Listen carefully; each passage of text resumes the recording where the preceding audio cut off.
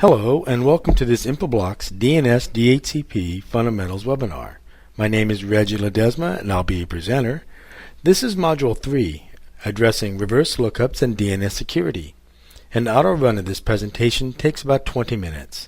Let's quickly review the table of contents before we begin. This slide is your table of contents. During the presentation, you can click on the TOC link to return here at any time.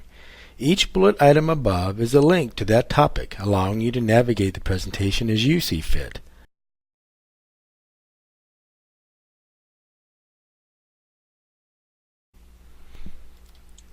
We've seen several examples of how DNS translates a domain name, a.com in this diagram, to an IP address.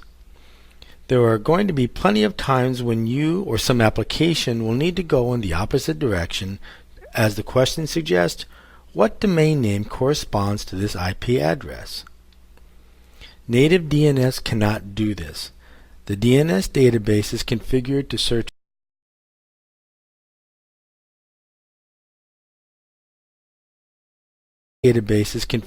search only in the domain field and no other. So if you have the R data portion and want to know the domain portion, things have to happen differently. To solve this problem, DNS uses PTR records and a special part of the namespace to map IP addresses back to domain names with normal name resolution. This is the in-adder.arpa domain, and it is used for what is called reverse lookup.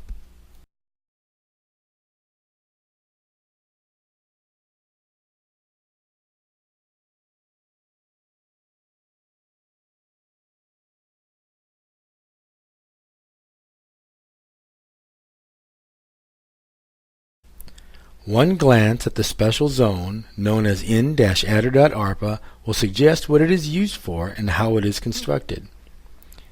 In order to do a reverse lookup, the IP address is reversed to conform with the DNS practice of performing lookups from the least important element to the most important element. Thus, half of the problem is solved. Domain names that are as unique as IP addresses now exist.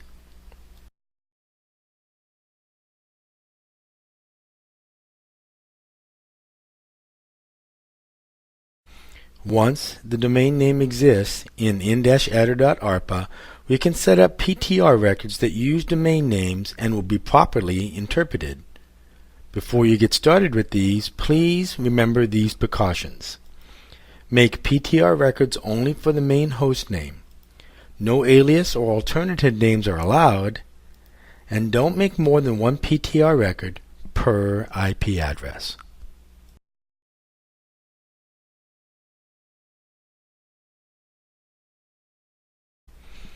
Using the method just described for reverse lookups works very well when all the zones and hosts are defined with IP addresses that fall cleanly on octet divisions.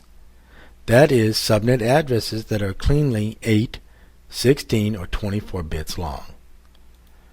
CIDR, or classless interdomain routing, came into being because of the restrictions octet divisions imposed on subnet management. CIDR allows the subnet portion of the address to be on almost any bit portion of the 32-bit address, thus giving administrators much more flexibility to build subnets with only the required number of hosts needed rather than the wasteful over-allocation imposed by the octet-based system.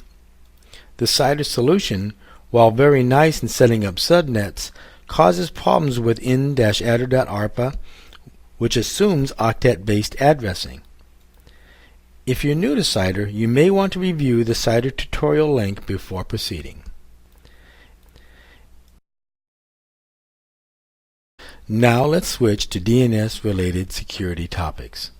DNS predates many of the security threats that are well known today, and thus needs to be carefully configured to protect against cache poisoning, floods, spies, and malicious updaters.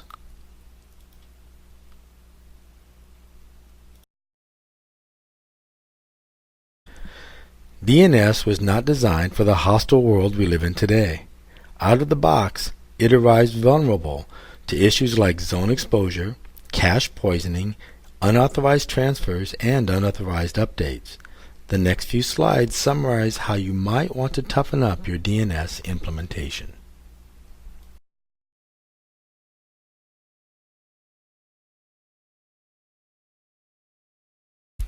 One mechanism to keep DNS data private is by simply restricting who your master server is willing to treat as a slave.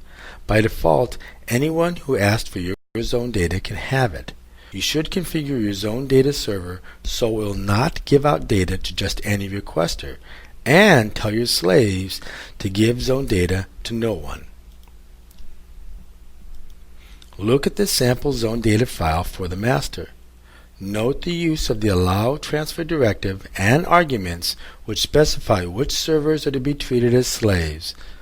All others, then, will be ignored. Next, look at the same zone data file for one of the zone slaves. Note different arguments given for the allow transfer directive.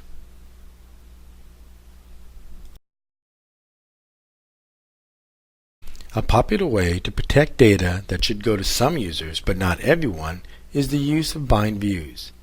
Views allow administrators to configure a server so that it responds to queries differently depending on the source of the query. In this diagram, we illustrate how external Internet users querying for a.com get a response indicating that a.com doesn't exist, while the internal clients receive an IP address as normal and can proceed with their work. This safely hides the data services of a.com from outside Internet users. Since views are based on the client's IPs, server by server and zone by zone restrictions can also be constructed.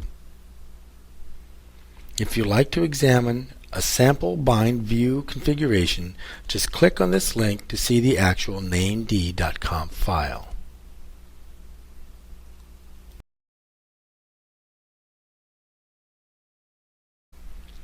Malicious updates can poison a named server by adding unauthorized servers, thus setting up a situation where your server is keeping an otherwise unauthorized server current on your zone data.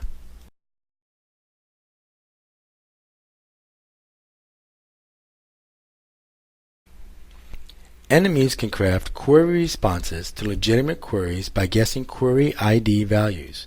Legitimate responses share header IDs with the query that initiated the query. The invader simply sends lots of responses favorable to queries with bogus ID values. The invader will send a response out with the matching header. Corrupting zone data can then be forced onto a server cache. In this animation, we see how an invader throws several bogus answers at its server hoping for an ID match. When it does get a match, the response contaminates both the requester and the zone cache on the server.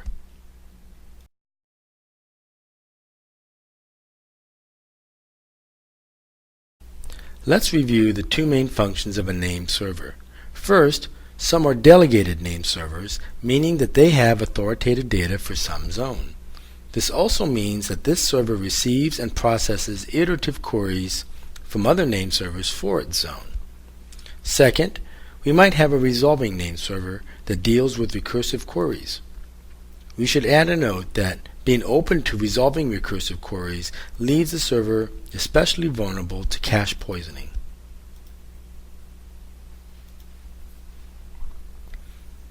The resolving named server makes repeated iterative queries to answer client queries and caches the result.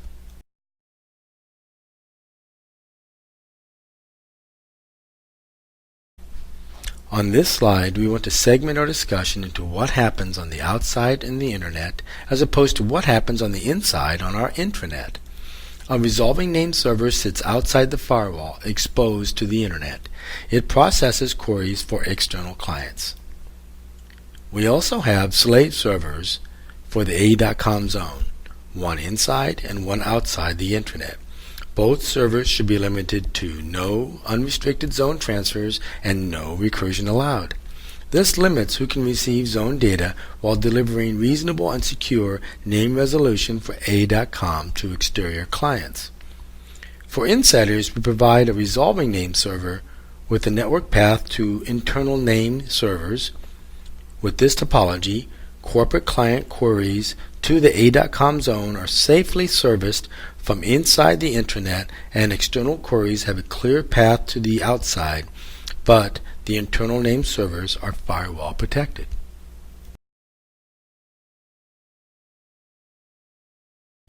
So how do you need to set up your name servers? If you need one to be a delegated server only, make sure you disable recursion and define which servers will be slaves for your zone. If you need one to be a resolving server only, make sure you define an allowed set of client IPs for recursion, thus disallowing all others. And if you need one to be both, you'll need to both define a set of client IPs for recursion and define the slaves for the zone. Be careful. Bind has changed a lot through its versions. Options have changed, so make sure you're clear on the requirements of your bind version.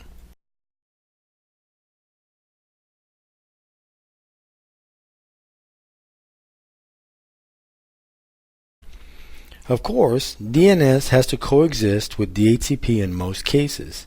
In this way, the name server will allow the dynamic update of its zone data file by a DHCP server. We'll revisit this in a later discussion when we address DHCP, but for now, just note that it uses a special type of encryption called TSIG.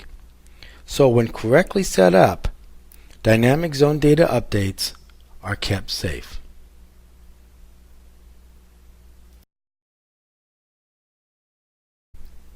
This slide defines what CIDR stands for.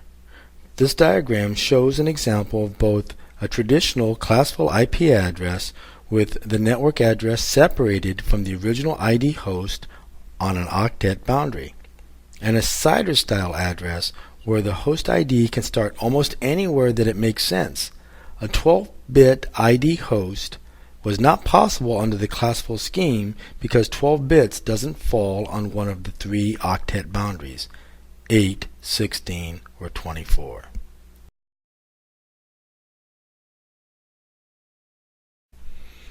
CIDR is simply a more flexible way of allocating 32-bit subnet host ID values. Traditional classful addresses had to be divided between subnet address and host ID address on 8-bit boundaries. CIDR allows this division to occur elsewhere in the 32-bit address. In these examples, we will see the division on bit 29 and bit 22. CIDR addresses are written the same way but with one modification. A / number is added to the end to indicate the last bit of subnet address. The most confusing issue of CIDR addresses is that the 4 values from the resulting IP addresses are still written in the 4 8-bit octet format.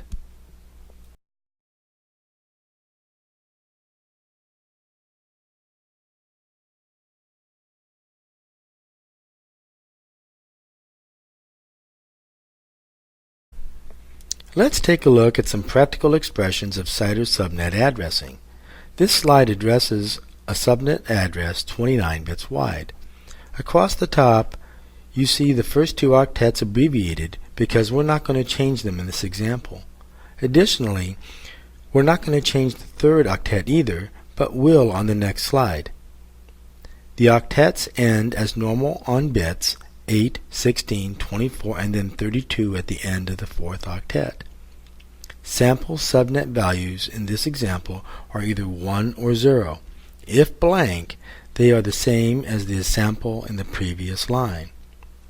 Looking at the upper right-hand portion of the chart, note how after the number 29, the rest of the 32-bit region is grayed out to indicate its use as the host ID. Sample host IDs are always shown with an X to suggest they might be either a 1 or a 0 in any given subnet address. With only 3 bits to work with, a /29 CIDR subnet address will have only 8 unique combinations, and thus only 8 host IDs. Each full IP address shown on the right is the first address in the range, and because of the /29 notation, goes for 7 more addresses, making a total of 8. Make sure you note the values of the 4th octet in each line and how it relates to the address bits. Thus, the administrator, once assigned a /29 subnet, can now easily manage the 8 host IDs associated with the subnet.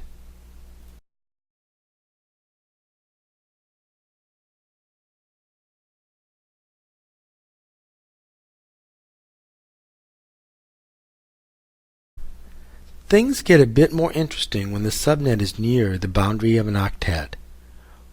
When the CIDR subnet is scaled to /26, the number of host ID bits is now 6, and thus each subnet has 64 addresses in its range. Note in the top chart, as the addresses get larger, they spill over the octet boundary, incrementing the 3rd octet value. The largest value in any octet remains 256. Recall that the 4-octet notation is simply for our convenience, and in CIDR addressing, subnets don't have to break on octet boundaries. Now look at the bottom chart. Note how the host ID portion is 10 bits wide in a CIDR /22 subnet. Note also that host IDs this large have 1,024 addresses in their range.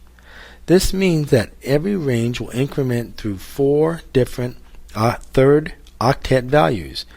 The first one goes from 42.39.192 up to 42.39.196.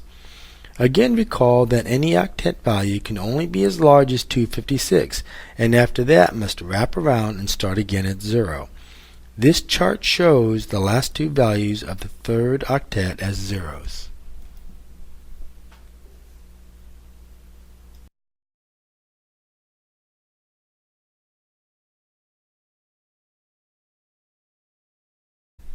This completes this DNS DHCP Fundamentals webinar. We thank you for taking the time and invite you to review all the other webinars in this series.